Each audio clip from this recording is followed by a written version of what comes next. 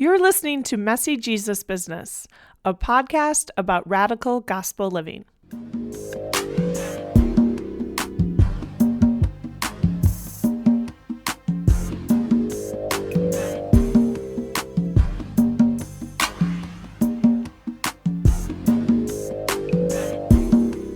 Hi everyone, I'm Sister Julia Walsh, a writer, spiritual director, and jail minister living in Chicago. Welcome to The Mess. At Messy Jesus Business, we explore how the mess of radical gospel living brings disciples into a life of struggle as we advocate for social justice, live simply, serve others, practice contemplation, and live in community. And now, on to our guest. Sister Tracey Horan is a Sister of Providence of St. Mary of the Woods, Indiana, and Associate Director of Education and Advocacy for the Kino Border Initiative in Nogales, Sonora, and Arizona, where she has lived and worked since 2019. Sister Tracey has ministered with Latinx migrant communities in a variety of contexts for over a decade. She previously worked as a teacher and then as a community organizer, and has grappled with the gifts and challenges of intentional community living in a variety of contexts, including with biological family, Catholic worker companions, and vowed Catholic sisters from various backgrounds. This fall, Sister Tracey will celebrate 7 years as a religious sister. In this episode of Messy Jesus Business, Sister Tracey and I talk about how she changed from a teenager who was arguing for the existence of a border wall to an activist who wants to tear the border wall down every day. We also talk about what's really happening at the United States-Mexico border, what the process and struggles are like for migrants and those who assist them, why we need to end Title 42, and how we must be persistent in our advocacy for immigration reform. Plus, we get into community, how it is made up of dedicated people being present to a common mission, no matter how messy the struggle may be. Enjoy. Hi, Sister Tracey. Welcome to Messy Jesus Business. Good morning, Julia. It's so good to be here. Great to be with you.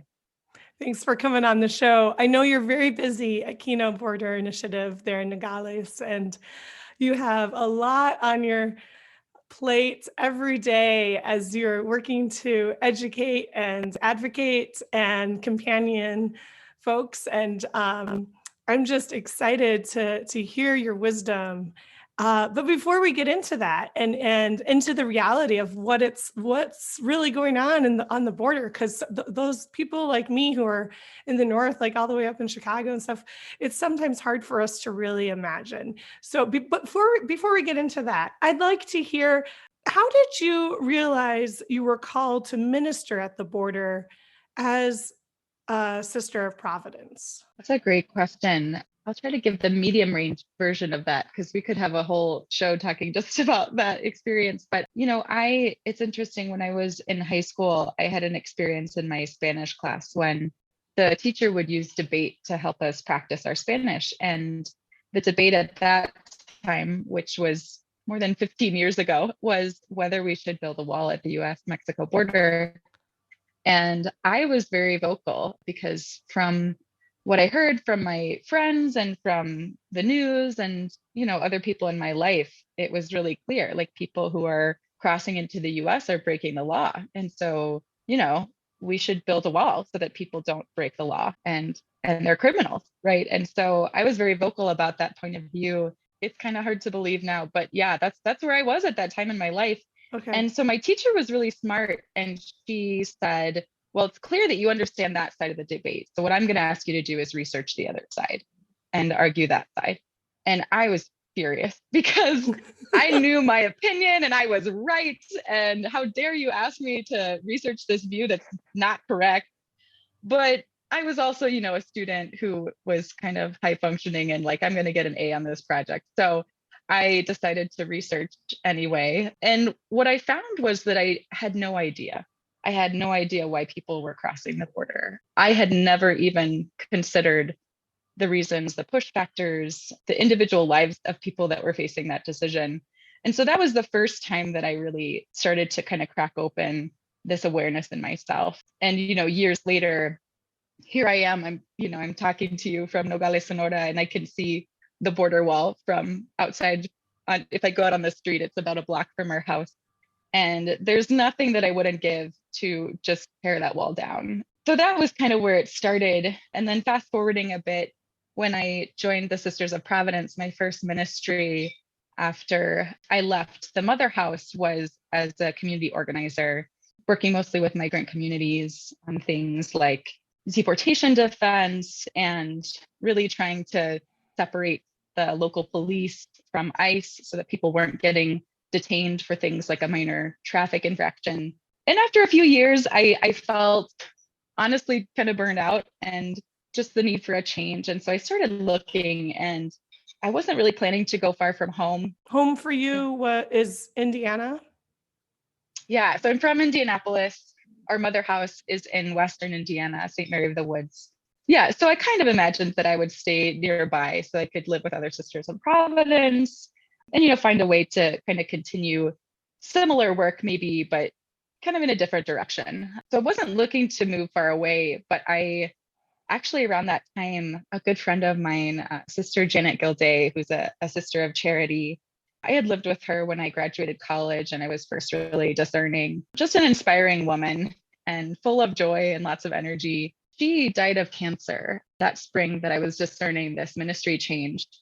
And it was hard because I couldn't make it to El Paso for that funeral.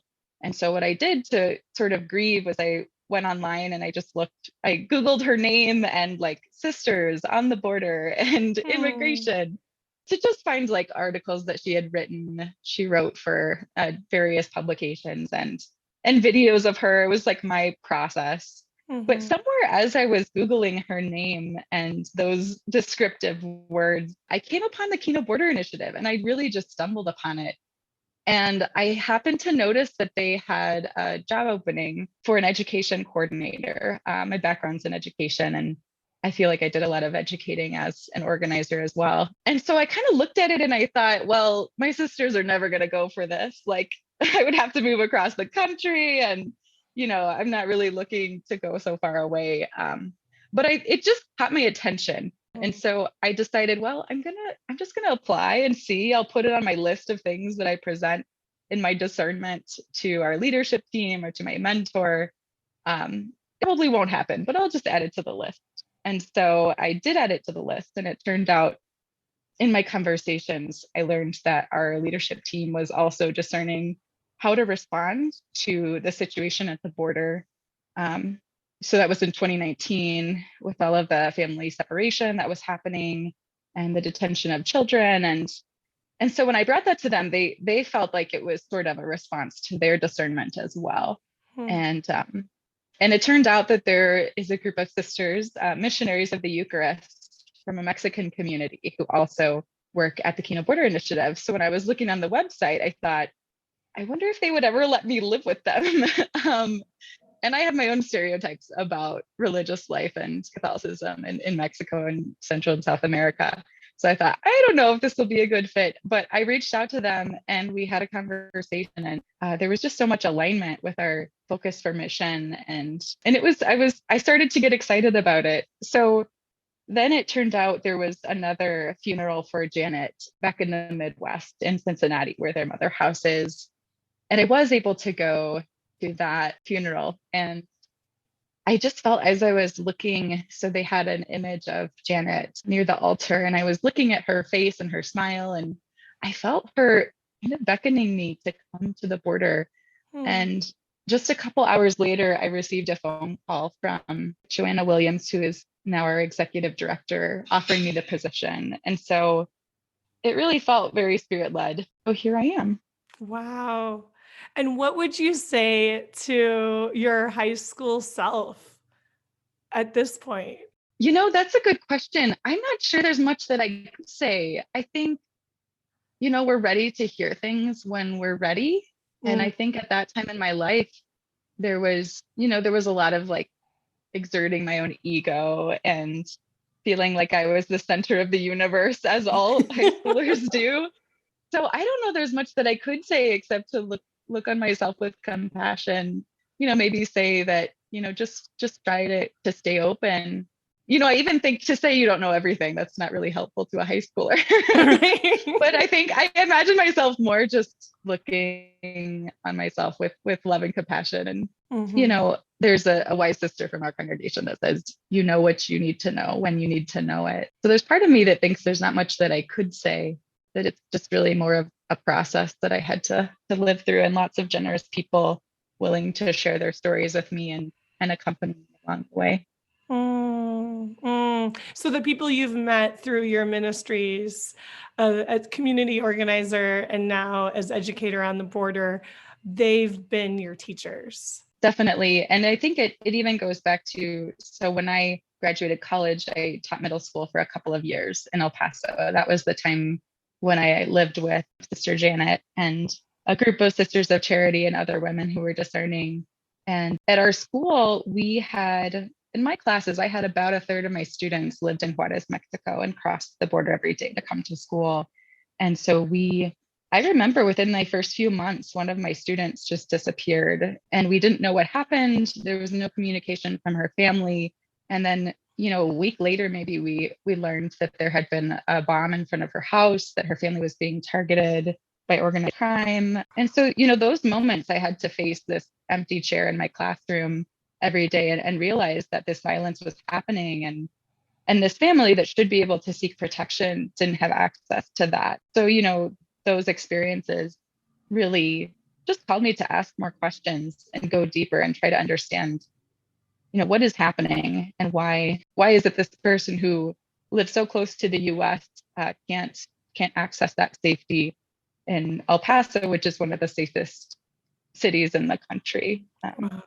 Yeah. Yeah. So what is happening? Can you just lay the landscape for us? What is the reality of life on the border now? What's the truth? I would say the reality is there is just so much uncertainty and unjust decisions that are being made about the options that migrants have right now. So Nogales is one of 4 cities that are part of this Title 42 exemption process. So for those who don't know, Title 42 is a federal authority that first the Trump administration used as a pretext. So it's designed to give, the president this special authority in cases like a pandemic for public safety, which, would make sense. The problem is it's been used to quote unquote close the border for the past year, which essentially has meant denying asylum seekers access to their rights. So me as a US citizen, I can cross back and forth every day if I want to. I can go on hikes in the US. I can even bring my dog with me. My dog is Mexican. But because I'm a US citizen, I'm not asked to provide a COVID test or a vaccination, proof of vaccination.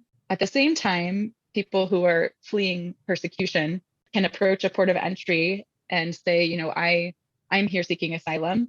And they're told, well, you have to go to the Keno Border Initiative and go through this other process. And so it's very frustrating for us because it's been since March of last year that this has been happening. And the narrative is that it's about essential travel.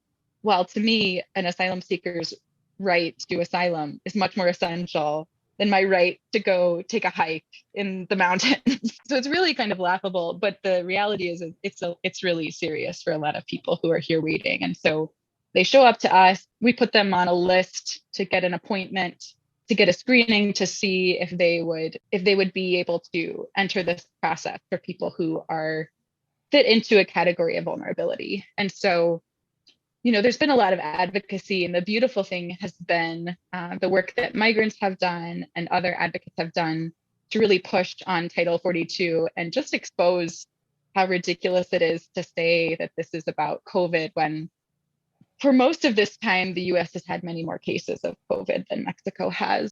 So right now in Nogales, about 40 people are able to be processed per day to access asylum. And so they come to us, then we connect them with our legal partners who do this intake They send the information to an organization that's in communication with the US, and then they get a response. So the whole process right now for people who are arriving, we're telling them that the next available appointment is the beginning of November. So that's 4 months from now. And if you're someone who, I talked to a man who was kidnapped.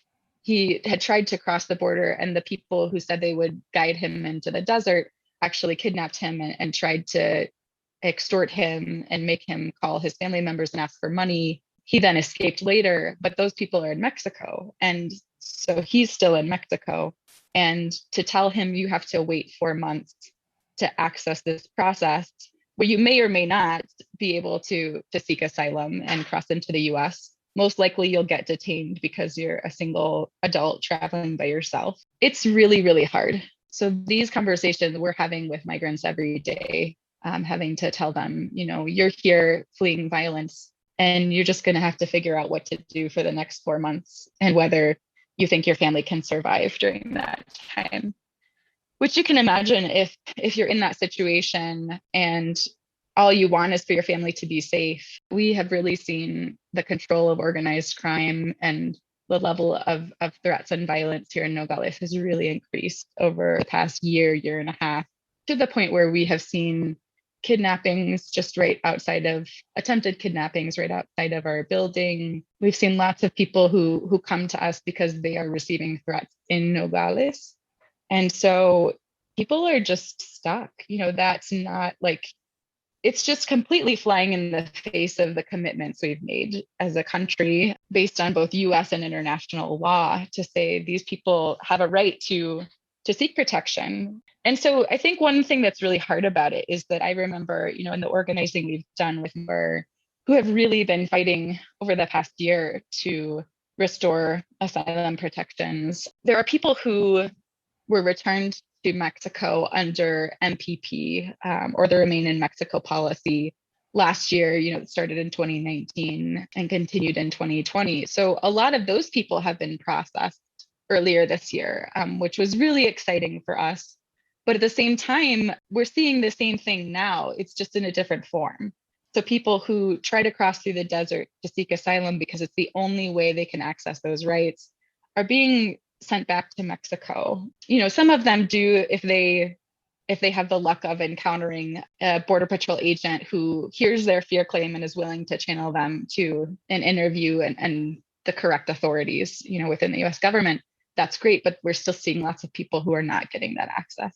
So they're getting sent back to Mexico. So even though I think what's been hard for us is that, last year, I remember when we learned that Biden officially won, and I just felt this wave of relief because I knew that a lot of the Trump era policies, just wouldn't continue. At least I had the faith that they would not. And yet here we are, 7 months into the Biden presidency, and we still have no clear path for how asylum restoration is going to happen. We've been told that this process right now, where 40 people are crossing per day, might end or might change by July 31st.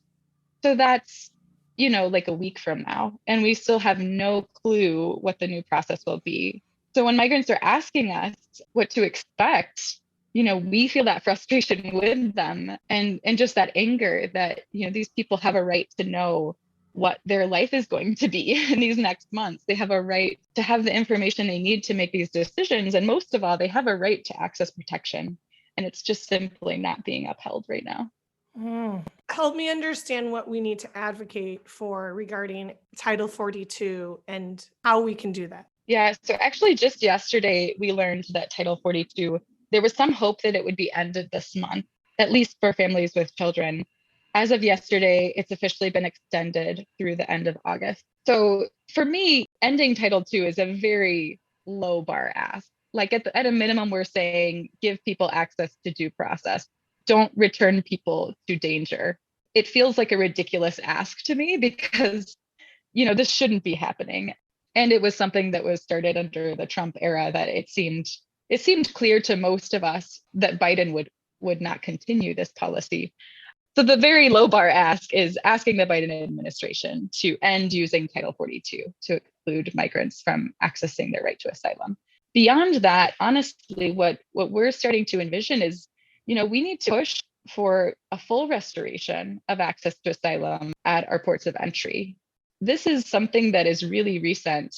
If you were to go back to, I know a migrant who's living in Phoenix now who crossed early 2018. He approached the port of entry, waited in line and then said, I'm here to seek protection.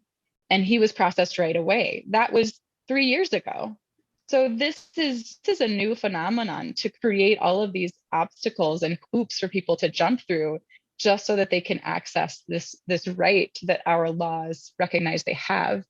So what we need to really push for is we need to return to a system where people can approach ports of entry and can be processed right away to access that right to asylum. And then, of course, once they're in the US, they have to go through their entire court proceedings and continue to fight their case. But at the very least, we need to return to that moment when people, for years, for decades, people were able to approach ports of entry to seek asylum. And so, it's really ridiculous that we have built up so much infrastructure to get in their way of doing just that simple act.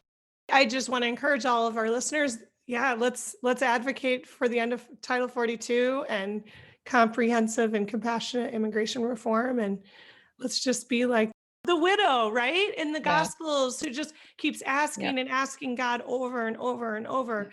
And when the systemic injustice is so large, it can feel so big and heavy. Even to me, who's so far away from it here in Chicago, I'm overwhelmed when I think about the picture of what's needed to create a system that's actually just and compassionate. I was just going to say, I think what I'm hearing from you is the importance of constantly bugging our elected officials about this. We can't just sign one petition once a month, right?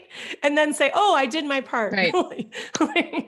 Yes. And I think recently I've seen some really good things that people have shared about, similarly for the work with Black Lives Matter, those of us who are just awakening to racial injustices in our country. It's like, well, first of all, it's like, get involved, but recognize, from my place of white privilege, I'm so used to being able to fix things overnight. I should be able to call a manager or something, and my privilege should work and should get me what I want.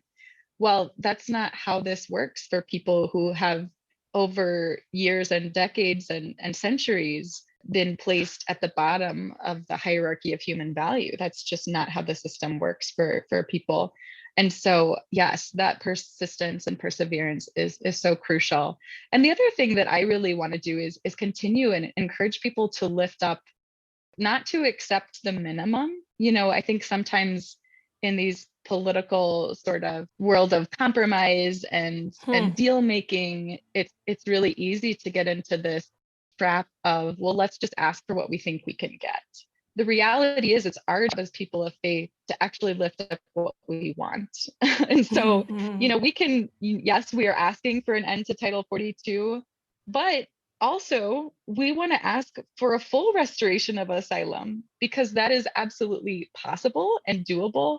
And it is what we believe people deserve. So I'll just put in a quick plug. One of the things that's been really inspiring to me, and it's been a privilege to accompany migrants, and we have this Save Asylum coalition that is people on both sides, US and Mexico here, mostly in Arizona and Sonora, migrants and people of faith and civil society groups. And it started because migrants last year during the pandemic said, the border's been closed and no one's even talking about this. They have forgotten us. And if we don't lift our voices, then who will?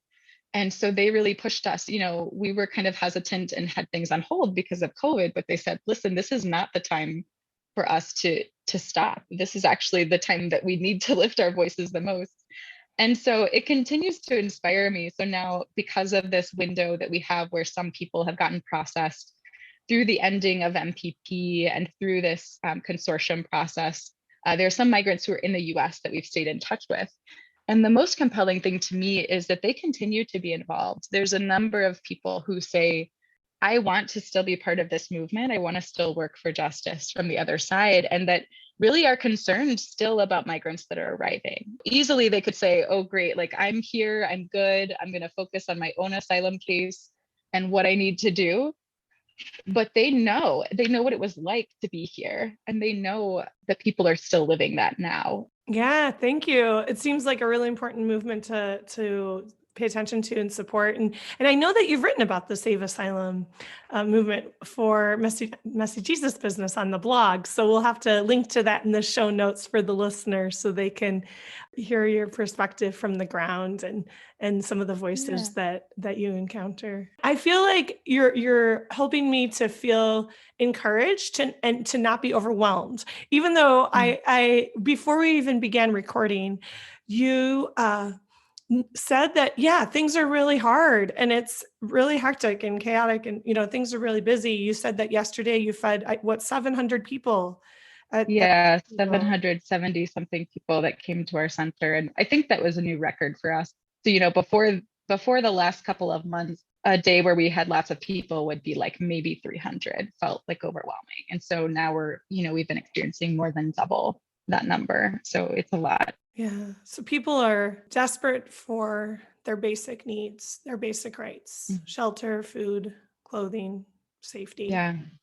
Yeah. Absolutely. And the other thing is, our government has really set things up for this to happen, because right now there's only 4 places. If you want to seek asylum across the entire border, there's only 4 places you can go. So of course, whereas before you could approach any port of entry, now, all of those folks are being funneled into 4 locations. So of course there's going to be lots more people in fewer locations rather than, people being spread out. Yeah.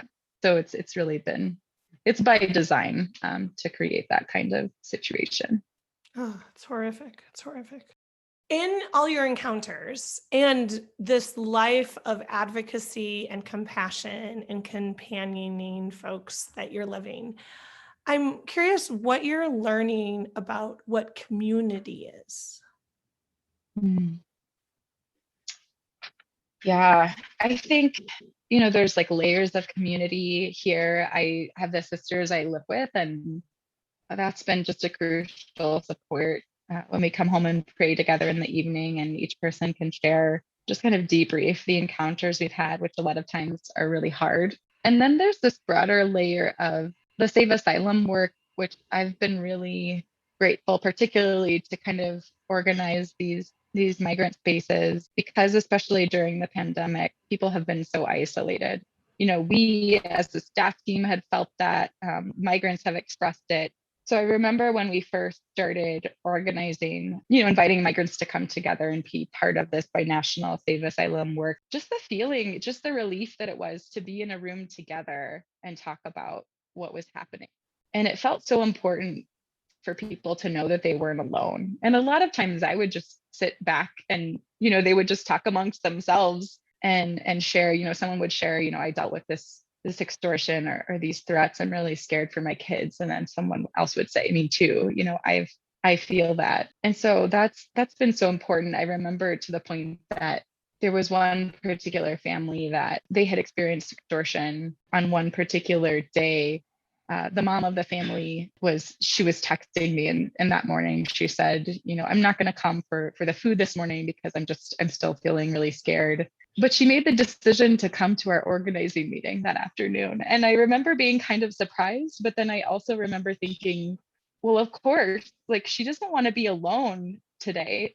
She wants that, it's just that desire for community and for being with others. I think what we're facing can be so scary and so daunting. And so I personally feel that too, such a relief, when I'm thinking about what is it that we can do that's really strategic and impactful. For me, it's so important to just like pick up the phone and call someone on our migrant organizing team, like, hey, this is what I'm thinking. What do you think about this? So those little moments of just checking in with each other are important. And then creating those spaces where we could be together when most folks who are here waiting in Nogales spend most of the day alone or with their family or with 3 or 4 families in a room that they're renting and simply don't go out, whether it's because of the virus or because of dangers that they're afraid of. Am I hearing you say that community is really just a strong support system and like a place of or a group of refuge or of safety and security where we can truly lean on one another and care for one another and also sort of check out our ideas and turn to one another for inspiration and encouragement? Is that what community is? I think that's right. I think it's people coming together with a common mission, deciding to be present, whether they're at their best or at their worst, and showing up every day and being there for one another. I don't know. I think it's actually just it can be really simple, the choice to show up and to hold space together in whatever way we come. Yeah. Commitment. Yeah. Real commitment then to Hmm. one another and to the mission and to the space and to arriving, to being present. Hmm. And I Mm. think sometimes it's like the daily just grind of doing the thing that is like, if I get in an argument with my housemate, then like the next day, my faithfulness to community is like looking that person in the eye and greeting them by their name, even though I'm not feeling it. It's just, Yeah. yeah. And Yeah. I think sometimes that's how this work can feel that like, what? It's been 15 months that the border's been closed, and yet we're choosing to show up every Thursday and have this national meeting and Mm. be together and thinking and working for how things can be different. So sometimes that's really hard, and sometimes it feels impossible. And then other times, we inspire each other and motivate each other to keep going. Yeah. Yeah. I'm thinking too of like how what you're talking about is really sort of like, the daily grind, the commitment, like in the midst of the struggle is so gospel, isn't it? I mean, and just really so Hmm. much scripture in the Hebrew Bible and the New Testament both have all these messages of like, yeah, if blessed are the persecuted, right? Like it's Hmm. going to be tough if you're going to commit to this mission of love, no matter how costly it is. It's going to take Hmm. something from you, and it's going to take a lot of growth and development and transformation and hard work and uncomfortable experiences Yeah. and even Yeah. like going into places that like are literally unsafe. Like that is the Yeah. gospel. And so when Jesus says, take up your cross and follow me, I mean, I think he really means it, right? Like Hmm. be aware Yeah. that you might have to like actually carry your own instrument of torture along with you, Right. right? Yeah. Yeah. And I think for me, it's like the both and of I know that I experience, some level of risk in the work that we do. And at the same time, that risk is very small compared to what the migrants organizing with me are facing. And so that's both hard and also inspiring. So, when we would have these marches and we'd be preparing and, migrants would come up to me and say, listen, I'm kind of scared. I don't know how I'm feeling, or I've even had people say, I just simply can't show up in public. I want to support in some other way. It's hard. Like, I know that it's not my job to shield people from that, of course, as much as possible. Making things public does bring its own layer of safety and protection, and the fact of having white people, having US citizens as part of this, again, is another layer of protection in some ways.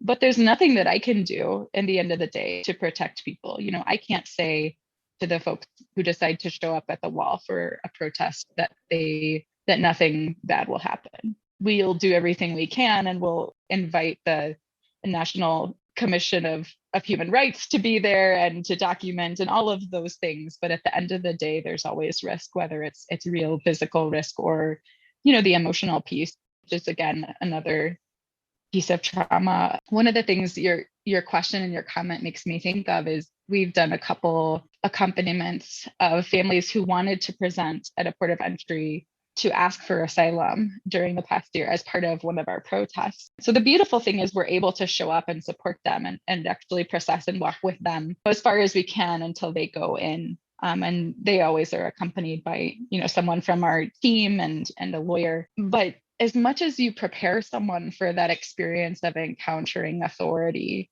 and being rejected, you can't protect them from that moment. So I remember particularly a mom with kids who she's actually now in the US, thanks be to God, and is experiencing some level of safety there. But at that time, I remember she was so motivated and just like, I want to do this because we have this right. And we practiced, and I pretended I was the CBP officer, and she responded. And so we went through all of that. But then the actual experience itself was just nothing I could prepare her for. And she just cried and cried. And I remember her daughter cried as well. And it was really hard because then for me, faithfulness was calling her the next day and seeing how she was doing and knowing that there was nothing I could do to change that experience that she had. So in those moments, sometimes I question, was this worth it? As much as I could tell someone, the past year, every time we've seen people are getting rejected, denied. And so, this is about, showing that symbol that you have this right and you are demanding this right, even though we know their response will be no. So even though we know that response will be no, we believe that you have the right to do this. And so holding that tension of these painful experiences and also accompanying people who have that desire to claim their right. It's a really tough, messy space to live in. Wow. Wow. There's the struggle of radical discipleship right there, isn't it? Is like the tension, the paradox, the places that are, it's not black or white. It's so gray. Yeah. And hard. And Mm-hmm. we're constantly encountering the cross and the resurrection at the same time. Huh. So there's 1,000 other questions I want to ask you, but I know that we can't make this podcast episode forever long. And you need to get back into the That's right. work. You have people to attend to today. So let me just ask a couple more questions. What are you learning about discipleship? What is discipleship for you? I think for me right now, I'm learning a lot about what it means to be a disciple in the messy everyday. I've had so much transition over the past 5 years that sometimes I notice in myself this tendency to want to run or change or move or start to look at other job openings or whatever it might be. Sometimes that's real and it's about discernment, right?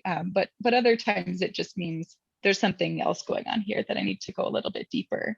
And so there's the internal work in addition to sort of the external chaos. And so I think for me right now, discipleship is really being faithful to the internal work because the external need is very clear and it's very present.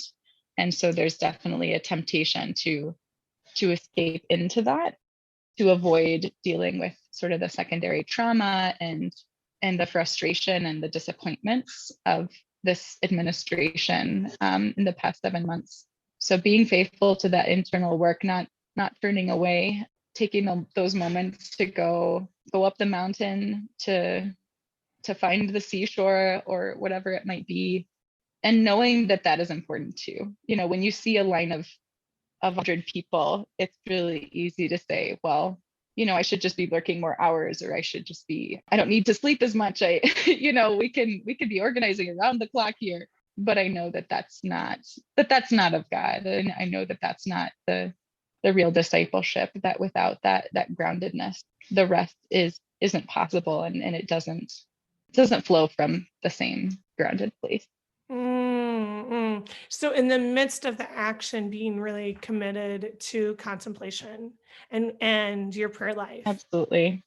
Yeah. Yes, definitely. And working for a type of balance, although it's never completely balanced. Yeah. Like at least, right? Yeah. Working with that tension, right? Being aware of that tension, calling myself back when I know I'm kind of straying from those spiritual needs. And it's hard too, living in this sort of intercultural, intercongregational life, because the sisters I live with, I love them and we have lots in common, but there isn't the same awareness of self-care, of stewarding, the internal life when there is so much external need. And so I have to find, honor what it is that I need, and be okay with not being on the same page all the time with other people and who have different expectations, which is hard. There's a lot there. There's a lot of ego in that. There's a lot of fear of disappointing people mixed up in that. But again, it goes back to that faithfulness to the internal life, and being okay and accepting of myself so that I can extend that same acceptance to others.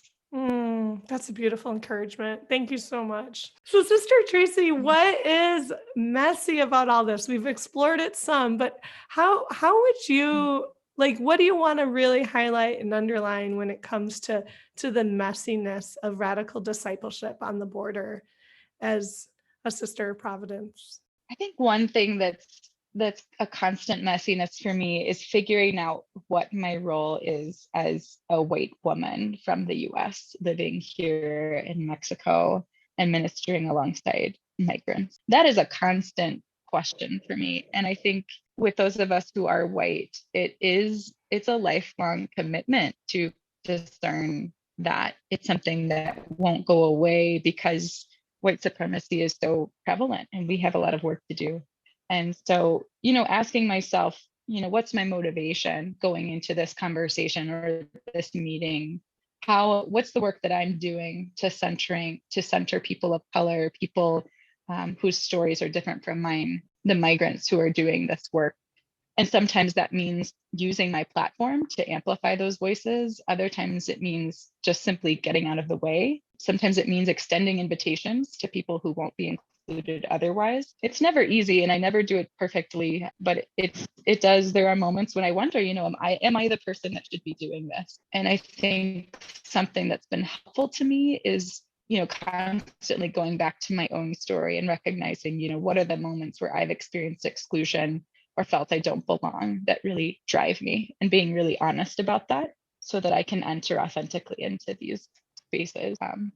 And I notice, there are times when, I have the tendency to take control or have a tendency to do things in a certain way whether it's worshiping the written word or whether it's starting at a certain time. So yeah, it's constantly checking myself on those things, learning about the white supremacy culture and just trying to grow. It's really hard. Yeah. And thank you for saying white supremacy in the way you are, because I think one of the things I've observed is that among my fellow white sisters, when I say oh, white supremacy, we need to really pay attention to this danger that's impacting us all. For them, they go to the extremists. What are you talking about? The Ku Klux Klan aren't burning crosses on our lawn. They're not persecuting. How is white supremacy hurting us? We don't see it. But in fact, it's sort of a doctrine that we as white people have been educated in, and it's harmed us. And it's cost us a lot to be told that we are white, and therefore we have a different level of superiority, and have absorbed that slowly through our lifetime. So amen, sister. That is some messy stuff. And it is really a hard tension that I feel is and I struggle with there's an urgency to the work, but at the same time it feels like life work. This is gonna be slow and hard mountain to climb here, and we got to work on this together in community. And at the same time, it should have been over 1,000 years ago. So of course, right. Yeah. And sometimes we'll have that moment when I return to my senior in high school self, and sometimes I'll be reiterating that in my life now. If I'm doing the work, then hopefully 15 years from now, I'll look back and say, oh, that was kind of embarrassing that I did that. But I've learned and I've grown, and that's what it's about. Not judging ourselves. And it's another layer to that privilege is being a sister in Mexico. Vowed religious in Mexico really are in many cases put on a pedestal, put in a different realm of holiness, which I don't believe in. But that's hard when I'm working with, Catholics from Mexico or from Central or South American countries that, defer to me because of that, because of my whiteness and because of this other layer of privilege, being avowed religious. And so it's really hard. I do what I can to try to, I don't want to say correct that, but address it and just name it and say, I believe, all of you have been called into holiness in this space as well. And you're teaching me and we're teaching each other. And it's not something that I believe that I can fix as one person within this kind of broader paradigm, but we can talk about it. We can address it and create spaces where there is more centralized power in the hopes that will, have an echo and a ripple effect. Amen. Amen. So working in community, working for justice means also working for mutuality and constantly humbling ourselves and growing and learning. Oh, thank God we're in the journey together. And God gives us all the ability to grow and transform and change, right? That's right. That's right. Thank God. Thank you, Tracey, for coming on Messy Jesus Business.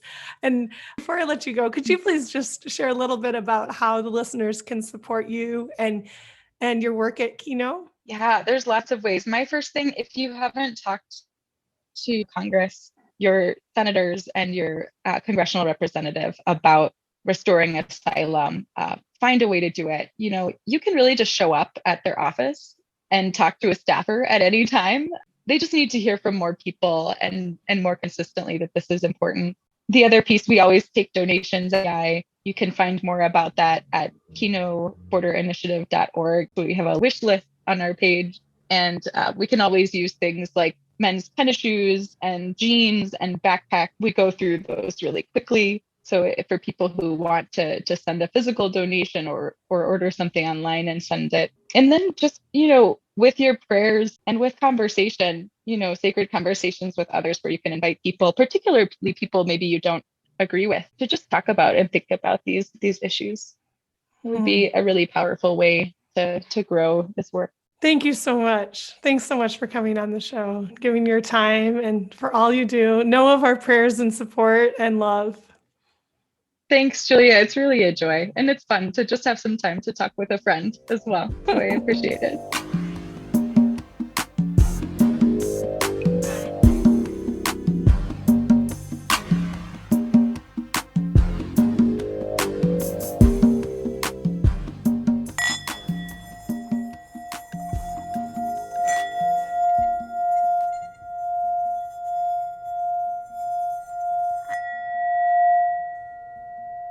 I invite you to join me in this contemplative moment. Whereas Sister Tracey and I discussed the importance of being persistent in our advocacy for justice and compassionate immigration reform, I am going to offer for you the parable of the persistent widow, which is found in the Gospel of Luke. I invite you to close your eyes and breathe deeply as you listen and pray.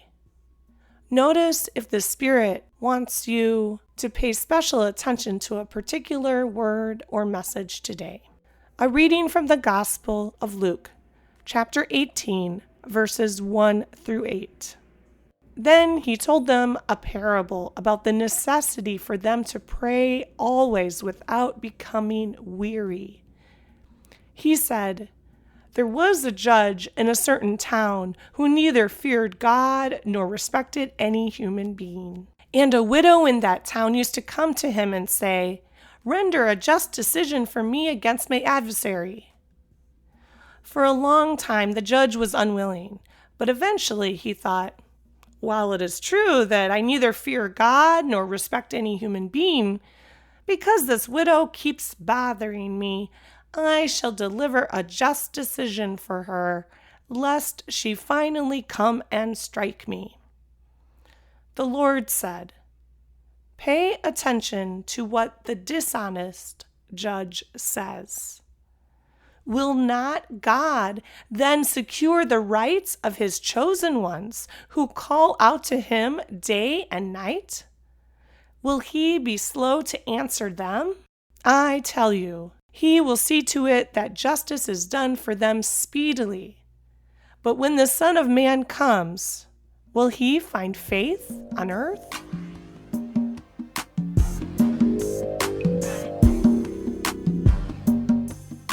That's it for this episode of Messy Jesus Business.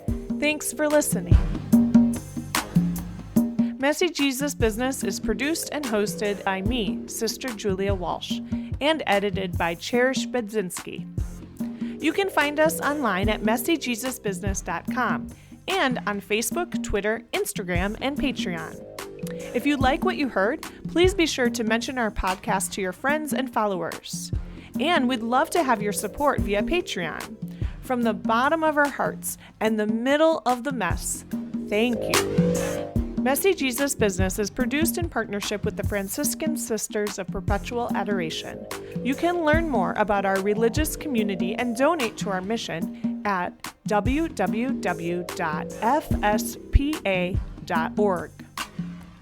I'm Sister Julia Walsh, and I'll catch up with you next time.